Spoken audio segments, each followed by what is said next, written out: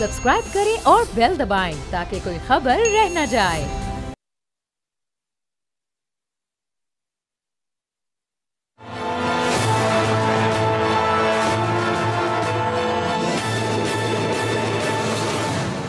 अस्सलाम वालेकुम, मैं और बाब जहांगीर तज्जिया के ईद स्पेशल शो में आपको खुशामदीद कहेंगे। तमाम देखने वालों को ईद की बहुत बहुत मुबारकबाद। और ईद के इस खास मौके पर आज मेरे साथ बहुत ही ख़ास मेहमान मौजूद हैं जिनका मैं अभी जब तारुफ़ कराऊंगा, वैसे तो किसी तारुफ़ के मोहताज नहीं है, उनका नाम मैं जब आपके सामने रखूंगा तो यकीनी तौर पर आप सबके चेहरों पर मुस्कुराहट आ जाएगी, चूँकि आप सभी उनको देखना और सुनना चाहते हैं। और सिर्फ उनको देखना सुनना नहीं चाहते, उनके ड्रामे तो और उनकी मूवीज़ तो आप देखते ही रहे हैं। तो मेरे साथ इस वक्त मौजूद हैं पाकिस्तान ड्रामा और फिल्म इंडस्ट्री का एक बहुत बड़ा नाम, बल्कि शायद सबसे बड़ा नाम, खलीलुर रहमान कमर साहब, जो कि मारूफ ड्रामा राइटर भी हैं, डायरेक्टर भी हैं, एक्टिंग भी कर चुके हैं। हर शोबे में एक बेमिसाल इनके काम होते हैं और शख्सियत भी माशाल्लाह इनकी बड़ी शानदार है। खलीलुर रहमान कमर साहब, अस्सलाम वालेकुम। वालेकुम अस्सलाम अरबाब, आपको भी अस्सलाम वालेकुम और देखने सुनने वालों को भी सलाम। वालेकुम अस्सलाम। सर, तो सबसे पहले तो ज़रा सबको ईद मुबारक। जी सर, खैर मुबारक। क्योंकि ईद का मौका है तो ज़रा हम इससे ही शुरू करते हैं, फिर बहुत सारी बातें आपसे आपकी इंडस्ट्री से मुताल्लिक, वो रूजो ज़वाल से मुताल्लिक करनी है। तो ये जो एक बचपन की ईद हुआ करती थी और एक ईद अब आप मनाते हैं, जब ज़ाहिर बहुत मसरूफियत और फिर ईद की कुर्बानी, तो हमेशा से ये शौक़ भी था कि कुर्बानी करने का, अभी तक बरकरार है, दिलचस्पी है इसमें, नहीं है? ज़रा बचपन की ईदें किस तरह गुजरी हैं और अभी कैसी गुजरती हैं, ज़रा पहले इस पर रोशनी डालिए। बचपन में मुझसे ज़्यादा क्रेज़ी आदमी कोई नहीं था ईद के हवाले से आज तक। मतलब मुझे डस्ट एलर्जी है, लेकिन मुझे जब बकरे ख़रीदने जाता हूँ तो मुझे कोई एलर्जी नहीं होती। अच्छा। तो इसी तरह का क्रेज़ मेरे बच्चों में था और उस क्रेज़ को मैं कंटिन्यू किया हुआ हमने एक लेगेसी की तरह। और आज तक वही क्रेज़ है कि कुर्बानी उसी फजल खुशू के साथ की जाए। लेकिन अब ज़रा थोड़ी सी तब्दीली मेरे बच्चों के जहन में भी, और मेरे यहाँ तो खैर ये हमेशा रही। अब दे ऑल्सो रियलाइज़ कि ईद शायद कुर्बानी बकरे ज़िबा करने का नाम नहीं है। कुर्बानी शायद इस दफ़ा जिस तरह मेरे लोग गुर्बत की चक्की में पिस रहे हैं, इस वक्त कुर्बानी ये है कि उन पैसों में से बहुत सारा हिस्सा उन लोगों को दे दिया जाए नकदी की सूरत में, जो पता नहीं इस ईद को ईद मना भी पाएंगे या नहीं। इस बार कितने बकरे आपने कुर्बान किए? इस बार जितने पिछली दफ़ा किए थे उससे आधे, बाकी पैसे गरीबों को दिए जाएंगे इंशाल्लाह। सही। और ज़ाहिर जो जिसका आपने जिक्र किया, गरीबों की भी अपनी ईद होती है, महंगाई बहुत ज़्यादा बढ़ती जा रही है, तो ये फिर ये शौक़ भी अब लोगों का, क्योंकि एक सुन्नत भी है, सुन्नत इब्राहिमी भी है, शौक़ भी महंगाई है। महंगाई नहीं है अरबाब, ये महंगाई नहीं है। अच्छा। ये मौत से मुतसव्विर कीजिए इस महंगाई को, क्योंकि हम सब वो लोग बात कर रहे हैं एक दूसरे से जो रात को चैन से खा के सोते हैं।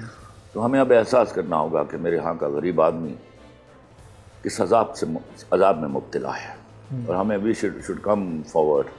कम अज़ कम वो लोग जिनके पास वसाइल बहुत ज़्यादा हैं, तो कुर्बानी सबसे खूबसूरत यही होगी कि you should reach to those people and help them out. सही। और सर, आपकी सोच को लोग इनफरादी तौर पर अगर अपनाएं और अपना हिस्सा डालें तो ज़ाहिर एक बहुत तब्दीली आ सकती है माशरे में। लेकिन जिन लोगों की ये बुनियादी जिम्मेदारी है, यानी जो हुकूमत में शामिल लोग हैं, जो मुक़्तदिर इस वक्त इदारे हैं, रियासत हमारी तमाम जिम्मेदारियाँ, देखिए रियासत हमारी तमाम जिम्मेदारियाँ निभाने में नाकाम हो गई।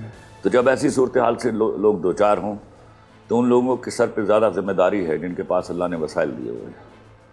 तो अगर आप इस तरह सोचते रहेंगे कि रियासत ये दिल कम फॉरवर्ड, तो वो ज़रा मुमकिन नहीं रहेगा और गरीब उसी तरह बर्बादी के मज़ाहिर से गुजरता रहेगा। सही। तो सर, जिस तरह एक आम आदमी इस वक्त ज़वाल पजीर है, उसी तरह हमने देखा कि पिछली 2 दहाइयों में हमारी फिल्म इंडस्ट्री भी बहुत ज़वाल पजीर हो गई। पहले बड़ी बेहतरीन मूवीज़ पाकिस्तान की बनती थी, दुनिया भर में रिलीज़ होती थी, अच्छा रिस्पॉन्स आता था। पिछले 25 सालों में ये नाकामी की क्या वजूहत हैं? हम क्यों इस इंडस्ट्री को नीचे से नीचे लेकर जा रहे हैं? भेड़ चाल गुंडों और बदमाशों को हीरो बना के प्रेजेंट करने का जो चलचलाव शुरू हुआ, और अच्छा प्रोड्यूसर और अच्छा डायरेक्टर मार्केट से गायब हुआ, क्योंकि जिनके पास पैसे थे उनके पास दिमाग नहीं थे। उसका नुकसान हुआ हमारी इंडस्ट्री को। जो भेड़ चाल थी, ओरिजिनल चीज़ क्रिएट करने के बजाय फॉलो किया जाता था हमसायों की इंडस्ट्री को। ये मौत का दूसरा तरीका है। उसने हमें लिटरली मौत से दो चार किया। जिस तरह की पंजाबी फिल्म यहाँ बनी, वो बर्बादी का दूसरा नाम था।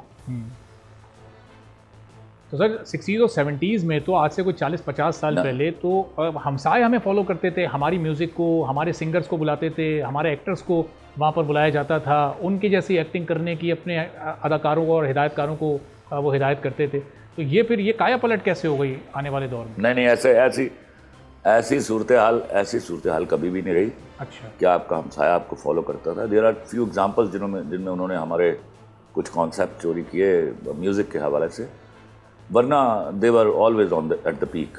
ऐसा नहीं था, ये गलत है, शोभदाबाजी से बाद रहे हम। अच्छा, वो हमेशा हमसे आगे थे, हम उनको फॉलो करते रहे, लेकिन उस वक्त हम कम्पीट कर रहे थे, somehow the other we were competing with them। लेकिन सर ड्रामा इंडस्ट्री में तो हम कह सकते हैं कि अपने कंटेंट के हिसाब से, कहानी के एतबार से, अपनी डायरेक्शन के एतबार से शायद उसमें हम 90s में भी आगे थे, और उन्होंने फिर ज़रा एक डिफरेंट अंदाज़ अपनाया, और ड्रामे में फिर वो आहिस्ता आहिस्ता ऐसा लगा कि हमसे आगे निकलने लगे।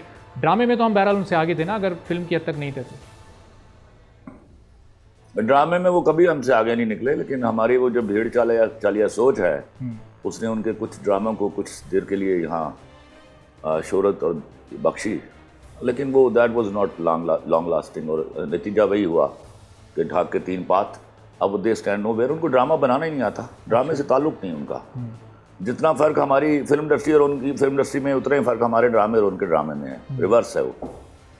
और हमें फिल्म बनानी आती है सर, या हमें फिल्म बनानी नहीं आती? ड्रामे हम 2-2.5 साल में एक फिल्म ऐसी लाते हैं। नहीं, हम फिल्म बनानी आती, हमें फिल्म बनानी आती है, हमारे पास वसाइल नहीं होते हैं। उनकी इंडस्ट्री बड़ी मजबूत है, फाइनेंसर बड़ा मजबूत है, वहाँ 400-400, 500-500 करोड़ की फिल्म बन रही है। हमारे यहाँ 5 करोड़ खर्च करने में घर के पांडे बिक जाते हैं। तो सर उस 5 करोड़ को फिर हम रिकवर भी तो नहीं कर पाते ना? हमारे यहाँ सिनेमास की भी कमी है, सिनेमा की जगह हमने वो रिकवर इसलिए नहीं कर पाते कि हमारा जो सिनेमा ओनर है ना, वो सांप बनकर फन फिलाया प्रोड्यूसर के सर पे बैठा है। अच्छा, वो 50 से 60% ले जाता है, हींग लगे ना फटकड़ी। उसका नुकसान हो रहा है मेरे प्रोड्यूसर को, सिंगल प्रोड्यूसर को, क्रिएटिव प्रोड्यूसर को, सब्जेक्ट्स को, समझे? और इंडस्ट्री चलती है सिंगल प्रोड्यूसर से, कंपनी और चैनल्स की वजह से नहीं चलती। हमने क्रिएटिव आदमी को मार डाला है, हमने काम उनके हाथ में दे दिया है जिनके पास वसाइल हैं, क्रिएटिविटी नहीं है। सही। तो फिर खलील साहब फिर ये इंडस्ट्री क्या इसी तरह चलती रहेगी? क्योंकि आगे जो अगले भी अगर हम 5-10 साल हम देखें तो हमें कोई माशी हालात तो नहीं तब्दील होते नजर आ रहे? सिनेमा हाउसेस की तादाद भी बढ़ रही है। जैसे अरबाब मुल्क चलते हैं उसी तरह इंडस्ट्री भी चलती है। मुल्क कैसे चल रहा है उसके बारे में ज़्यादा सोचिए। जब ये अपने पैरों पर खड़ा होकर चलने लगेगा, इंडस्ट्री भी चलने लगेगी। सही, लेकिन ज़ाहिर है जो इसमें तो फिर लंबा टाइम लगेगा। अगले 10-15 साल फिर हम इसी तरह, साल में 2 फिल्में आ गई, 3 फिल्में आ गई, एक अच्छी आ गई, 3 बुरी आ गई। God knows. इस मुल्क में जब तक बजाय खुद ये अपने पॉलिटिकली अपने पैरों पर खड़ा नहीं होगा, इंडस्ट्री का तो सवाल ही नहीं पैदा होता। सही। तो खलील साहब सारे अदारे, सारी इंडस्ट्रियाँ, सो कॉल्ड इंडस्ट्री सब जुड़ी हुई हैं इसकी पॉलिटिकल स्टैंडिंग के ऊपर। ये कब अपनी पॉलिटिकली अपने पैरों पर खड़ा होता है और कब हम दुनिया में नाम पैदा करने की हिम्मत ले आते हैं, क्योंकि अभी हम सिर्फ फॉलोअर्स हैं, भेड़ चालिए हैं। और ऐसी सूरत हाल में जब मुल्क सियासी तौर पर पनप ना रहा हो तो हर अदारा तबाह हो जाता है, हर इंडस्ट्री तबाह हो जाती है। तो हम तबाही के दहाने पर खड़े हैं और वो सारे देख रहे हैं उसको। सही। तो आप ये ना तो सिंगली ब्लेम डाल सकते हैं प्रोड्यूसर के ऊपर, ना फाइनेंसर के ऊपर, ना राइटर के ऊपर, ना डायरेक्टर के ऊपर। सही। ये सारे काम वसाइल के साथ किए जाते हैं। क्रिएटिविटी एक पॉलिटिकल सुकून चाहती है जो नहीं है मेरे मुल्क में for the last many years। तो that we are to regain somehow. तो that will be the day we will be thinking about individually, that we'll be thinking about a very wonderful industry which helps to translate our ideas and give a better film to the people। Khalil साहब, इन्हीं हालात में अभी कोई 1.5-2 साल पहले the legend of Maula Jatt आई, उस पर कोई 40-45 करोड़ रुपए लगाए गए, जो कि बहुत बड़ा रिस्क था। इतनी बड़ी इन्वेस्टमेंट इन पाकिस्तानी हालात में और इतनी कम स्क्रीन्स के साथ, कोई 150 से भी कम स्क्रीन है पाकिस्तान में, 140-142। तो उस मूवी ने 400 करोड़ का बिजनेस किया, 100 करोड़ से ज़्यादा पाकिस्तान से कमा लिए, यूरोप में, अमेरिका में, ऑस्ट्रेलिया में, न्यूजीलैंड में, हर जगह जहाँ जहाँ पाकिस्तानी मूवी देखी जाती है उसको देखा और पसंद किया गया। तो ये भी तो इसी दौर से निकल कर आई, वो क्रिएटिव काम जो बिलाल लाशारी ने किया, पूरी दुनिया में उसकी पजीराई मिली। वो काम क्यों रिपीट नहीं हो पा रहा, उस जैसा काम दोबारा क्यों नहीं सामने आ रहा? वो 40 करोड़ पे लगाने वाला और पैदा होगा तो इंशाल्लाह हो जाएगा। उसने बड़ा काम किया, वो हमारी तारीख में सुनहरे हरूफ से लिखा जाएगा फिल्म इंडस्ट्री की। लेकिन हर एक आदमी की, क्रिएटिव आदमी की औकात कहाँ होती है 40 करोड़ का लेके आने की? हर आदमी के पास नहीं होता है। और एक आदमी तो मुश्किल से साल में 1-2 साल में एक फिल्म बनाएगा। तो सर सारी जिम्मेदारियां बिलाल लाशारी पे ना डाली है, या नासिर अदीब साहब पर ना डाली है।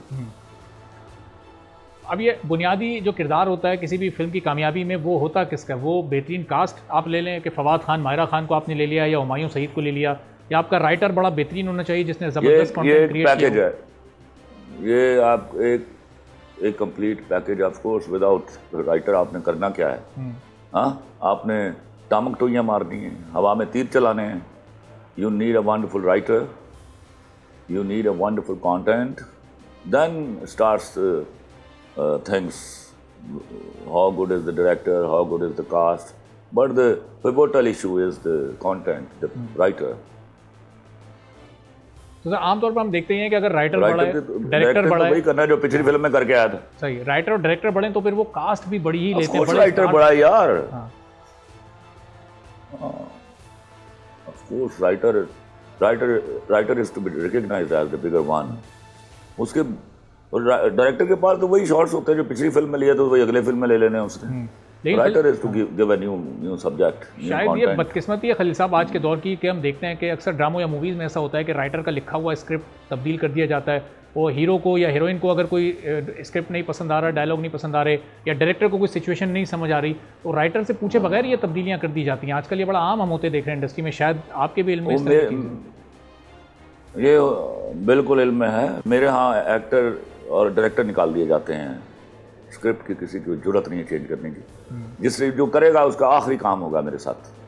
और खलील साहब ये अब चूँकि आप बड़ा एक मखसूस टीम के साथ काम करते हैं और जो प्रोजेक्ट आता है वो बड़ा ही सुपर डुपर हिट होता है। इस वक्त भी हम देख रहे हैं जो जेंटलमैन इस वक्त आपका ऑन एयर है, वो इससे पहले भी आपका पूरा एक ट्रैक रिकॉर्ड आप सामने मौजूद है। तो टीम को चेंज करने पर आप नहीं यकीन रखते कि डायरेक्टर भी वही होना चाहिए और कास्ट भी वही होनी चाहिए, कोई एक आध को तब्दील करके? नहीं, जो टीम जो है वो वर्ल्ड कप जीत रही है उसको क्यों चेंज करें? मुझे तो करके दिखा देना। अभी नया डायरेक्टर लिया था जेंटलमैन में, लिया है ना, नदीम बेग के अलावा है जी, हायसम हुसैन साहब हैं डायरेक्टर। लेकिन वो इसका साहब ना कहना उसको मेरे सामने। अच्छा चलिए, ठीक है, वो तो मैं अपने एहतराम के तौर पे मेरे लिए मौजूद है। आप कहिए उसको अकेला मिले तो कह दीजिएगा। अच्छा, this was the first and the last thing we have done together, that's it. कुछ फ्लॉज रह गए, आपको नदीम बेग की तरह सेटिस्फाई करना होगा। अच्छा, ऑफ कोर्स फ्लॉज रह गए भाई। तो जबकि कास्ट बहुत बड़ी थी और अभी बड़ी है, जाहिर है अभी तो ड्रामा स्टार्ट हुआ, अभी 5-6 एपिसोड ऑन एयर हुई हैं और अभी उम्मीद हम ये कर रहे हैं कि caste is a very trend. Caste मेरे डायलॉग्स में ट्रेंड है, तो उन पर मुझे शक कोई नहीं था, तो डायरेक्टर पर शक था, दैट्स इट। तो खलील साहब ये जाहिर है कि हम आप खलील साहब का जब नाम सामने आता है, आपका नाम, तो एक हम ये सोचते हैं कि एक परफेक्ट प्रोडक्ट निकल कर सामने आएगी। तो ये आप तो किसी एक नुक्ते पर भी कॉम्प्रोमाइज़ नहीं करते, फिर ये इतना बड़ा कॉम्प्रोमाइज़ आपने किस तरह से कबूल कर लिया? मैं किसी एक नुक्ते पर जिस दिन कॉम्प्रोमाइज़ करूंगा मर जाऊंगा, नो क्वेश्चन। तो ये इस प्ले में ये नदीम बेग साहब को साथ ना लेने की क्या वजह? क्या वो मसरूफ थे या आपने सोचा कि चलें किसी एक नए? नदीम बेग साहब ARY के एम्प्लॉई हैं। अच्छा, और ये ड्रामा ग्रीन पर आ रही है, ग्रीन्स का था। सही। तो मेरी ये बदनसीबी थी कि मैं नदीम बेग को नहीं ले सका। अच्छा, तो खलील साहब हुमायूं सईद भी तो वहाँ ज़ाहिर ARY के लिए काम करते हैं सिर्फ, वहाँ वो भी सिर्फ उन्हीं के ड्रामे करते हैं, लेकिन हमने देखा कि वो स्पेशल उनको इजाज़त मिल गई, स्पेशल परमिशन ली, लेकिन नदीम को नहीं मिल सकी। तो इसका मतलब वो जो मेरे पास तुम हो वाला एक मैजिक था, पूरी दुनिया उसके शहर में मुब्तला हो गई थी, शायद ये जेंटलमैन अपने इख्तिताम तक पहुंचते पहुंचते भी वो वाला मैजिक ना क्रिएट कर सके शायद।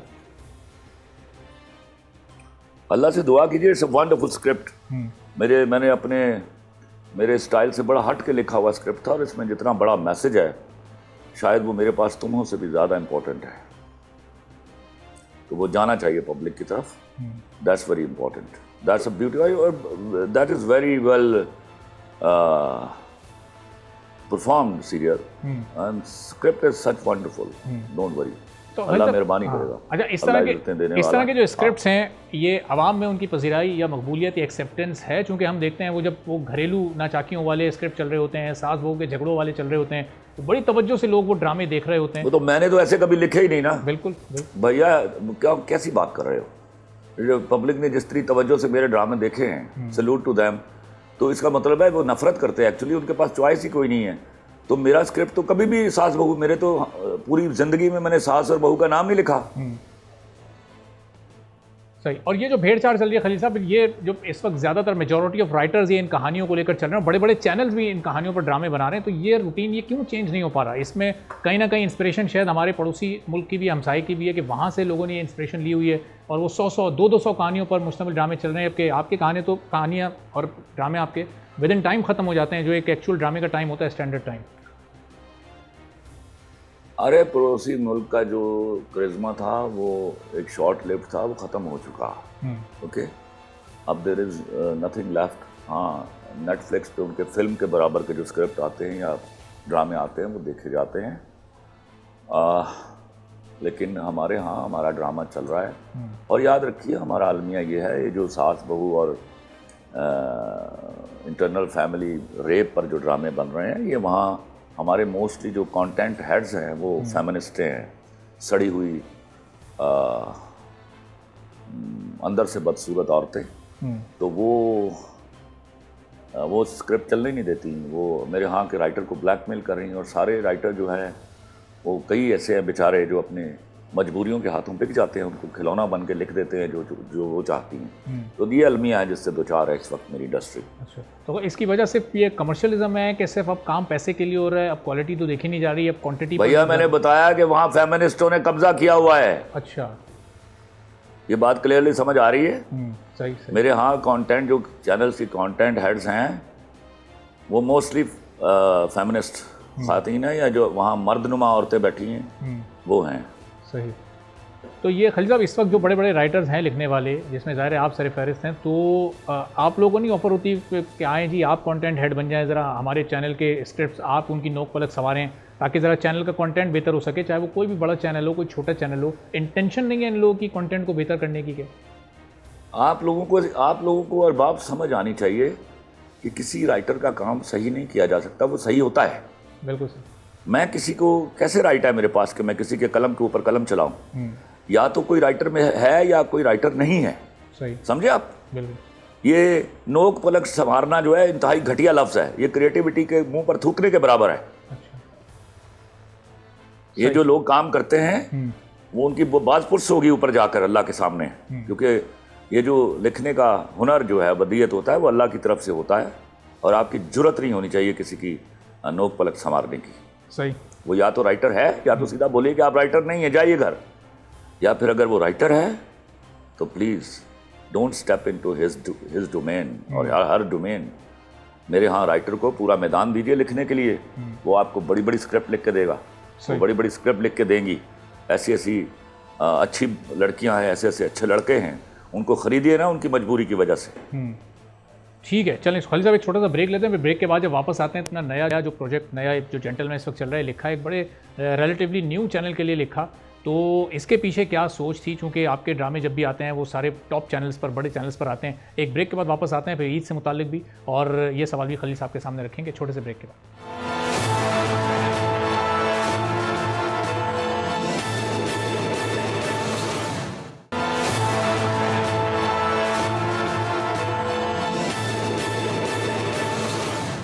एक बार फिर प्रोग्राम में आपको खुशामदीद कहेंगे। खलील रहमान कमर साहब, मारूफ ड्रामा राइटर, डायरेक्टर, एक्टर हमारे साथ मौजूद हैं। खलील साहब, अब ये हम जो इस वक्त आपका रिसेंट प्ले देख रहे हैं, ये एक रिलेटिवली न्यू चैनल पर रहे। इससे पहले आपने सारे टॉप चैनल्स के लिए ड्रामे लिखे हैं, अभी आपका एक और सुन मेरे दिल जियो के लिए आने भी वाला है।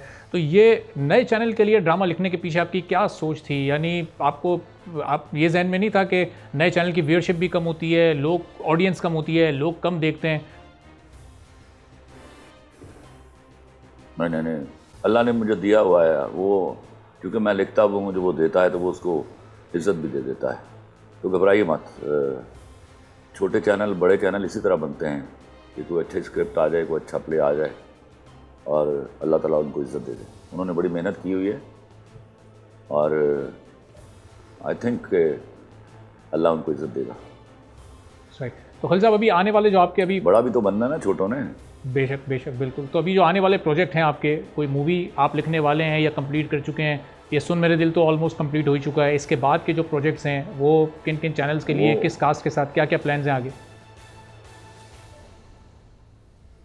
जी मूवी मैंने लिखी है, वो भी नदीम और हुमायूं दोनों का फ़ोन आ गया कि आपने नाम क्यों डिस्क्लोज़ किया है, तो मैं अब नहीं बताऊंगा कि उसका नाम मिर्ज़ा जट है।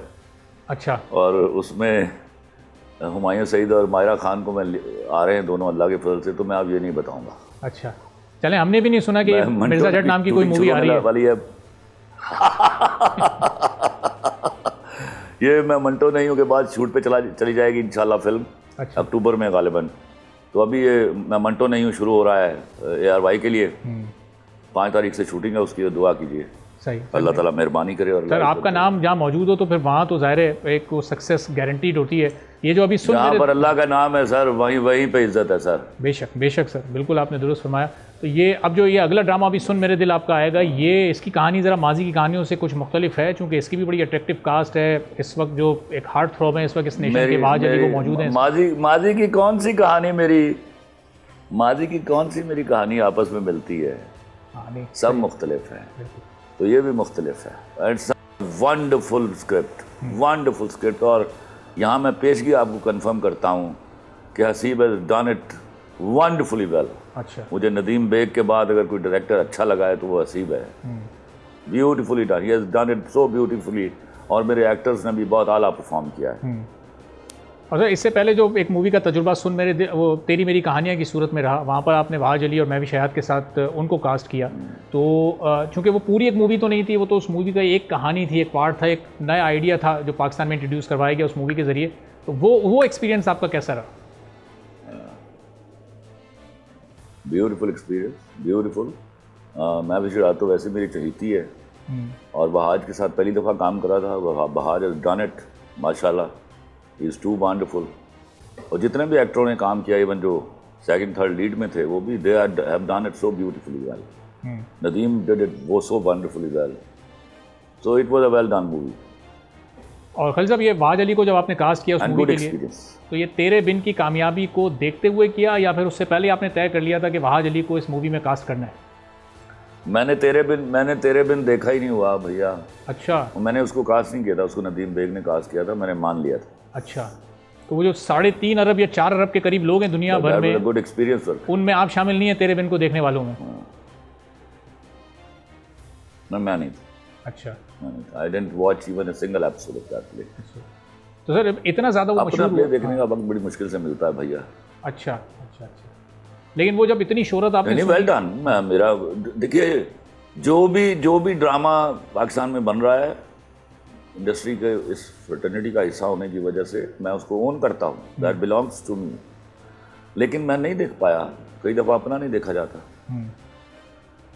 और खलील साहब, ये बड़े मखसूस लोगों के साथ आप काम करते हैं, के लिए करते हैं, वो देखें। हाँ, उसमें हुमायूं सईद ज़ाहिर है आपके ज़्यादातर ड्रामों में वही हीरो होते हैं। तो ये आने वाले दौर में, चूँकि अब वो भी ज़ाहिर है उनकी भी एक जो हीरो वाली एज है, आहिस्ता आहिस्ता वो अब उम्र उनकी भी बढ़ रही है, तो अब वहाज अली वो उनके रिप्लेसमेंट के तौर पे आप देख रहे हैं या फिर फिरोज़ खान या कोई और नाम आपके जहन में है कि आगे चलकर फिर किसके साथ काम करना है? ये जो लफ्ज़ है ना रिप्लेसमेंट, वो मेरे यहाँ नहीं है। अच्छा। हुमायूं सईद अपनी जगह पर खड़ा रहेगा, वहाज अपनी जगह पर खड़ा रहेगा, फिरोज़ खान अपनी जगह खड़ा रहेगा। तो ऑल थ्री हैव टू। अकेले हीरो से कभी इंडस्ट्री चली फिल्म इंडस्ट्री भी इसीलिए तबाह हुई थी कि हमने अकेले हीरो हीरोइन के ऊपर चलाने की कोशिश की थी। But I owe to Humayun Saeed because उसने इतनी मेहनत की है, आज वो जिस जगह पर पहुंचा हुआ है, तो मुझ पर लाजिम है, फ़र्ज़ की तरह लाजिम है कि जब तक मेरा कलम चलता है उसके लिए उसको हीरो रहना चाहिए। और सर ये ज़ाहिर एक हर हाल में अच्छा परफॉर्म करेगा। सही। ये जो एक वजह आपने बयान की कि फिल्म इंडस्ट्री भी इसीलिए तबाह हुई थी, तो ये फिल्म इंडस्ट्री को अगर दोबारा अपने पाँव पर खड़ा होना है, ड्रामा इंडस्ट्री के बराबर आना है, तो ये फिर किस किस को क्या क्या किरदार अदा करना पड़ेगा, कैसे दोबारा हम स्टेबिलिटी हासिल कर सकेंगे? पहले पॉलिटिकली मुल्क को अपने पैरों पर खड़ा होना होगा, इंडस्ट्री तब तक नहीं खड़ी होगी। अच्छा। और सर मैं बार बार कह रहा हूँ इस बात को समझिए, क्योंकि मैं इसके साथ साथ ही बिजनेस का स्टूडेंट भी हूँ। मैं एक बैंकर रहा हूँ और मुझे बड़ा ठीक से मालूम है कि पॉलिटिकली इनस्टेबल मुल्क जो है उसमें फिल्म इंडस्ट्री कभी भी नहीं चल सकती। सही। और जाहिर है कि मईशत और सियासत का तो बड़ा आपस में गहरा ताल्लुक होता है, सियासी इस्तेहकाम होता है तो वो चोली दामन का साथ। Yes yes. तो सर इस वक्त इस वक्त एक सियासी माहौल है, जो एक तलखी, एक कशीदगी वाली एक फ़िज़ा, एक कैफियत हम देख रहे हैं, एक हुकूमत में, एक अपोजिशन में। तो ये फिर इसका कोई हल आपकी नज़र में कोई ऐसी तजवीज़ है कि मामलात आगे किस तरह बेहतर हो सकते हैं? डायलॉग की टेबल पर हमें बैठना पड़ेगा, मामलात को कैसे आगे ले जाना पड़ेगा? इस वक्त जो माहौल है वो सिर्फ उसका अलमिया ये है कि वो सियासी नहीं है। जिस दिन ये सियासी होगा तो सलूशन का रास्ता भी निकल आएगा। और इसमें कसूरवार किसी हद तक हमारी या मुकम्मल तौर पर हमारी सियासी जमातें भी हैं ये माहौल सियासी ना होने में? नहीं, वो हम सबको पता है कि क्या वजह है। और कोई अगला सवाल करें आप। जी नहीं, मैं तो मेरे बिल्कुल ये कोई इस तरह की कोई इंटेंशन नहीं थी। वो तो क्योंकि गुफ्तगू वहाँ निकल पड़ी, वरना हम तो ये ज़रा अपनी शोबिस फील्ड से मुतालिक, और मैं ईद की तरफ भी अभी आता हूँ कि ज़रा ईद पर ये कौन कौन से पकवान आप खाने में पसंद करते हैं, ज़रा क्या माहौल होता है? कोई फरमाइश करके घर में कोई डिश बनवाई जाती है आपकी तरफ से, या बस ये जो बनाया खा लिया बस? ईद के दिन मैं कोशिश करता हूँ कि मैं खुद पकाऊँ। अच्छा। क्योंकि मैं बहुत अच्छा कुक हूँ और मेरे बच्चों की ये फेस्टिविटी होती है। हालांकि मेरी बेगम जो है she is a wonderful cook, but I prefer that day and my kids want that I should be cooking. वो मैं करता हूँ। अच्छा। तो सर ये पिछली 2-3 ईदों पर क्या क्या बनाया आपने, कौन कौन सी डिशेस बनाई, जरा कुछ जहन में हो तो बताइए कि स्पेशलिटी क्या है? मोस्टली वो बकरे का गोश्त बनाता हूँ बस। नॉर्मली मटर पुलाव पकाता हूँ। ये होता है नॉर्मली, अगर मटर अवेलेबल हो ताज़ा तो। वरना फिर मैं सिर्फ गोश्त बनाता हूँ। खलील साहब ये खुद ही खाते हैं आप या बाकी सब भी मज़े से खाते हैं और फिर तारीफ भी करते हैं? अभी तक मैं ढूंढ रहा हूँ कि खलील रहमान कमर से अच्छा कुक मिल जाए खलील रहमान कमर को। अच्छा। और ये अपने यहाँ मैं दावा करता हूँ। अच्छा। अच्छा। और ये आप सिर्फ ये मर्दों की बात कर रहे हैं या इसमें आपने ख़वातीन को भी शामिल कर लिया है? ख़वातीन को भी मैंने शामिल किया है। अच्छा। मुकाबला करा लेंगे किसी दिन ख़वातीन के साथ। अच्छा। बिल्कुल बिल्कुल। मेरी बेगम से कई दफ़ा मेरा मुकाबला हो चुका है और मैं कई दफ़ा जीत चुका हूँ। घबराइए मत। तो जो घर में फिर मेहमान वगैरह आते हैं, दावतें वगैरह होती हैं, तो फिर उनकी खातिरदारी फिर आपकी बनाई हुई डिशेस से ही होती है ईद पर? इतना छुट्टी इतना नहीं पका सकता मैं भाई। मैं बच्चों के लिए बनाता हूँ, मेहमानों के लिए वो बेगम ही बनाती है। अच्छा। लेकिन ये सिर्फ ये ईद पर ये माहौल होता है, आम दिन में तो ज़ाहिर है क्योंकि मसरूफियत इतनी रहती होगी तो वो उसमें फिर कहाँ आपको टाइम मिल पाता होगा? कभी कभार। नहीं, कभी कभार मैं बनाता हूँ, कभी कभार बनाता हूँ। मेरी बेगम का मूड हो गया आज उसने मेरे हाथ का खाना है तो मैं उठ के जाके बनाता हूँ। अच्छा। और इंडस्ट्री के जो आपके दोस्त हैं या जो आपके कोलीग्स हैं जो आपसे करीब हैं, उनको कभी बुलाकर ज़रा अपने बनाए हुए खाने से उनकी दावतें की? हाँ जी, ऑलमोस्ट जितने मेरे अजीज़ दोस्त हैं इंडस्ट्री में उन्होंने मेरे हाथ का पका हुआ खाया है। अच्छा। जो बहुत करीबी दोस्त। हाँ। और क्या रिएक्शन था उनका, क्या तासुरात थे? नहीं खाया समझिए करीबी नहीं है भैया। मान लीजिए उंगलियां चाटते हैं यार, मैं बहुत अच्छा कुक हूँ। ये मैंने कभी स्क्रिप्ट के बारे में दावा किया है? नहीं ना किया सर। वो तो प्रूवन, वो तो प्रूवन है ना। वो तो ज़ाहिर है वो देखने वाले फ़ौरन ही फैसला कर लेते हैं कि जी ये क्या शाकार लिखा ही है, क्योंकि वो आपका हर अगला ड्रामा पिछले ड्रामे से बढ़ के एक शाकार होता है।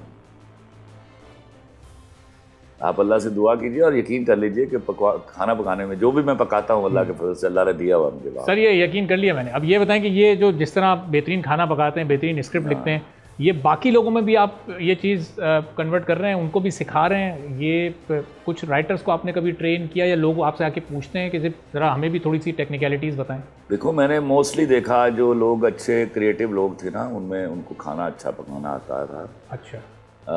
उस्मान पीरज़ादा बहुत अच्छा खाना पकाते हैं। नदीम बेग बहुत अच्छा खाना पकाते हैं। हुमायूं का नहीं मालूम। और एक दो मेरे दोस्त एक्टर हैं, उनको बहुत अच्छा खाना पकाना आता है। सर ये कुकिंग और क्रिएटिविटी का कोई कनेक्शन, कोई रूहानी कनेक्शन है आपस में? करे मेरा कभी कभी लगता है शायद ये ऐसा है मैंने बहुत सारे क्रिएटिव लोगों को देखा कि उनको अच्छा खाना बनाना आता है, मर्दों को, खातिन को तो नॉर्मली आता है। सही। और खैर साहब ये कुछ ज़रा, क्योंकि ईद उल अज़हा पर एक बड़ा बारबेक्यू का माहौल होता है, छतों पर लंबी लंबी अंगीठियाँ और उस पर फिर बारबेक्यू आइटम बनाना, तो इसमें भी कोई दिलचस्पी है? ये भी बनाने का कोई तजुर्बा रहा है? कोई दोस्तों के साथ इस तरह की पार्टीज़ भी इंजॉय करते हैं? वो नहीं, दो ईद के सारे दिन मेरे घर वालों के साथ होते हैं, कि बड़ा मुश्किल होता है कि दोस्तों के साथ निकलना उससे। अच्छा, तो ईद ईद का तो हाँ, ये तो कोई महीना डेढ़ महीना सिलसिला चलता ही रहता है ना, वो आप वीकेंड्स पर फिर कोई और छुट्टी आ गई उस पर वो बारबेक्यू की महफिलें जम रही हैं। नहीं, हमारे यहाँ इतना नहीं होता, क्योंकि मैं अपने काम में बिजी हो जाता हूँ, तो इतनी एक्टिविटी नहीं हो सकती। वही 2-3 दिन 4 दिन जो होते हैं वो हम पूरी कोशिश करते हैं कि उसको इस तरह एंजॉय कर लिया जाए कि जैसे 4 हफ्ते एंजॉय हो गए। सही। और फिर जब जिस तरह ईद आती है, बकरा ईद आती है, इस पर कोई आखिरी स्पेशल प्ले आपने कब लिखा? चूँकि ईद या बकरा ईद पर इस तरह के इवेंट्स पर पिछले चंद एक सालों से तो हमें आपके ड्रामे नहीं नज़र आ रहे। वो नॉर्मली मैं नहीं लिखता, मेरे ख्याल में एक मैंने लिखा था, और अब उसका नाम भी याद नहीं मुझे, लॉन्ग प्ले था। अच्छा, नाम याद नहीं। जियो पर गालिबन चला था या एयरवाई पे चला था, ये भी याद नहीं। अच्छा, तो ये खलील साहब जियो पर आपका चला था गालिबन, वो मोहब्बतों से नफरत है, यही नाम था? मोहब्बत तुमसे नफरत। मोहब्बत तुमसे नफरत है, या तो ये फिर उसके बाद उसको क्यों कैरी नहीं किया आगे, क्यों? और ये तजुर्बा ये आगे क्यों नहीं कामयाब रहा आपका?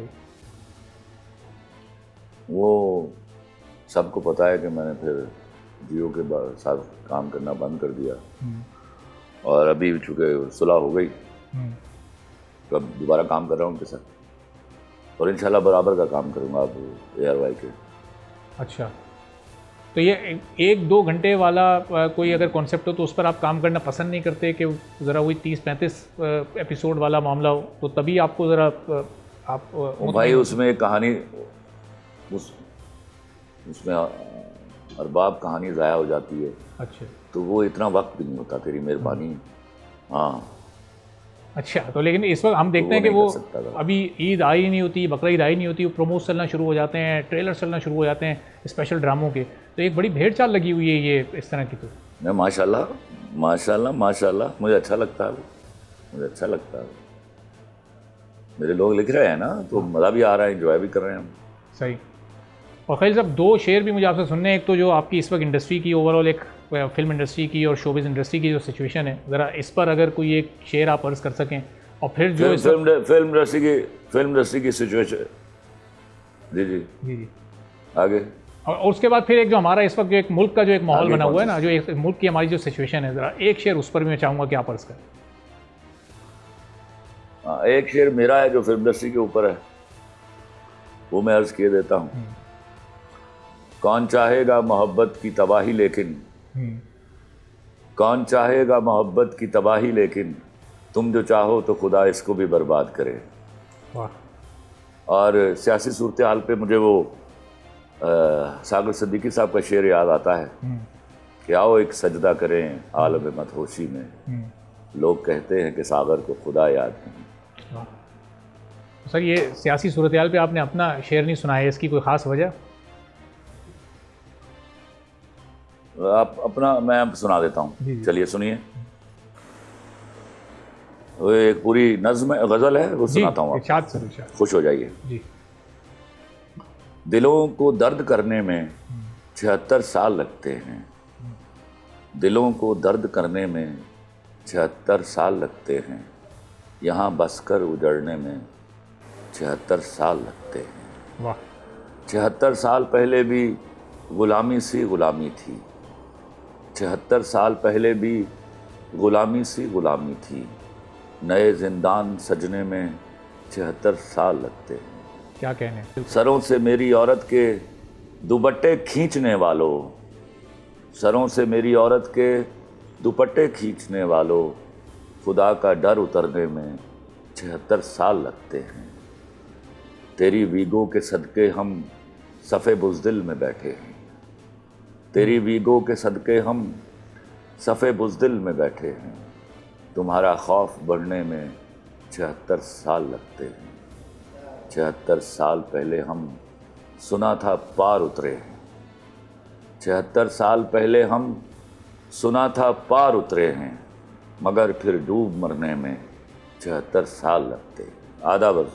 सही, तो क्या ज़बरदस्त माशाल्लाह सर। बस ये वीगो की जगह हम कोई करोला या सिविक इसमें ऐड कर लें? क्यों ऐड कर लें वीगो या करोला? तो वीगो की वीगो रहेगी, उठाया मैं जाऊंगा ना यार। सही। अब खलील साहब, ज़ाहिर है कि लोग आपको बहुत पसंद करते हैं, आपकी गुफ्तगू भी सुनना चाहते हैं। ज़रा ईद उल अज़हा की मुनासबत से अगर इस मुल्क के अवाम के लिए और अपने लाखों करोड़ों फैंस के लिए अगर कोई पैगाम आपके पास मौजूद है। मैं हाथ जोड़ के अपने हाँ के उन लोगों को रिक्वेस्ट करूँगा जिनके पास अल्लाह ने वसाइल दिए हुए, जिनको कि खुदा के वास्ते लिल्लाह इस बार कुर्बानी इस तरह कीजिए कि अपनी आधी ख्वाहिश उन गरीब लोगों के लिए कुर्बान कर दें जो बेचारे कुर्बानी नहीं दे सकते। माशाल्लाह, बहुत ही खूबसूरत सोच और आपका ये पैगाम। बहुत बहुत शुक्रिया खलील रहमान कमर साहब, ईद के इससे पर हमारे लिए आपने इतना वक्त निकाला। बहुत खुशी हुई सर आपसे बात करके। नाज़रीन, आपने भी खलील रहमान कमर साहब की गुफ्तगू सुनी। इसी के साथ आज के प्रोग्राम से इजाज़त दीजिए। अल्लाह हाफ़िज़।